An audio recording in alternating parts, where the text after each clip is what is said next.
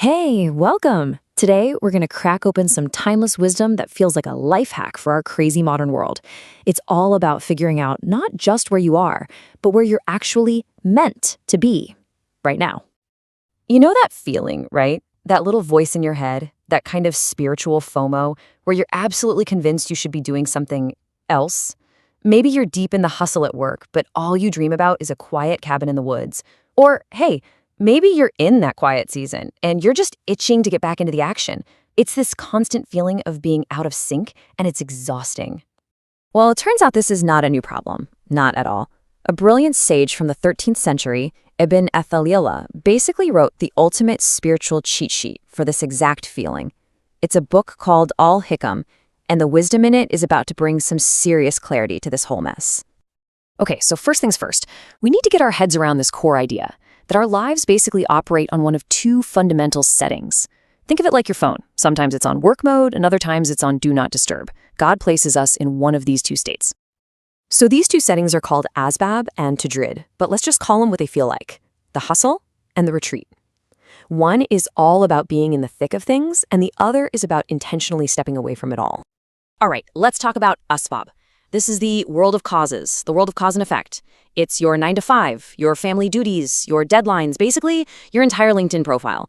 This is when God has put you right in the middle of the action, where the things you do have direct results in the world around you. And then you've got Tajrid. This is the total opposite. It literally means detachment. Think of it as a spiritual sabbatical, or like a deep digital detox for your soul.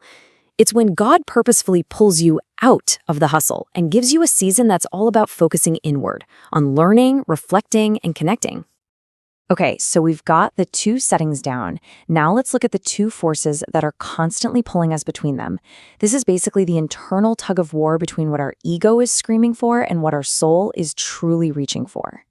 These two forces are Syahwah and Himmah. You can think of it like this. One pulls you downward, toward all the temporary, shiny stuff. The other lifts you upward, toward things that are eternal and have real meaning. They're two totally different ways of wanting something. So, Syahwah, this is that raw craving for material things. More money, higher status, just being comfortable. It's the ego's wish list for sure.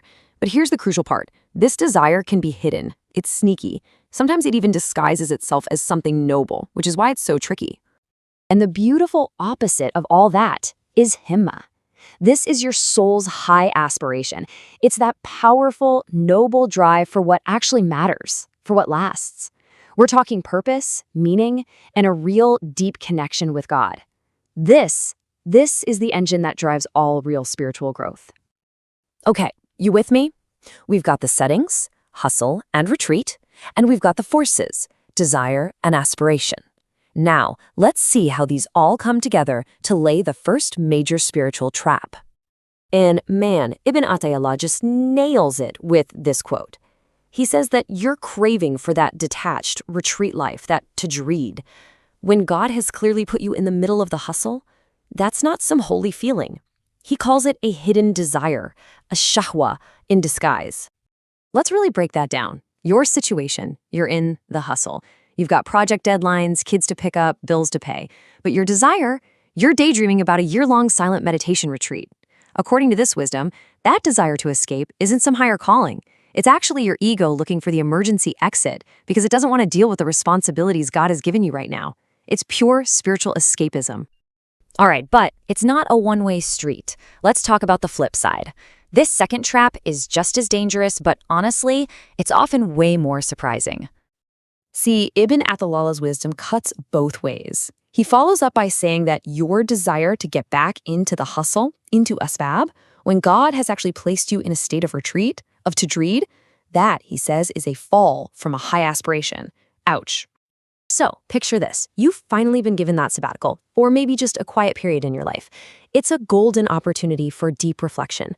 But what are you doing? You're obsessively scrolling social media, checking work emails, just itching to get back into the chaos. That's what he calls a spiritual downgrade.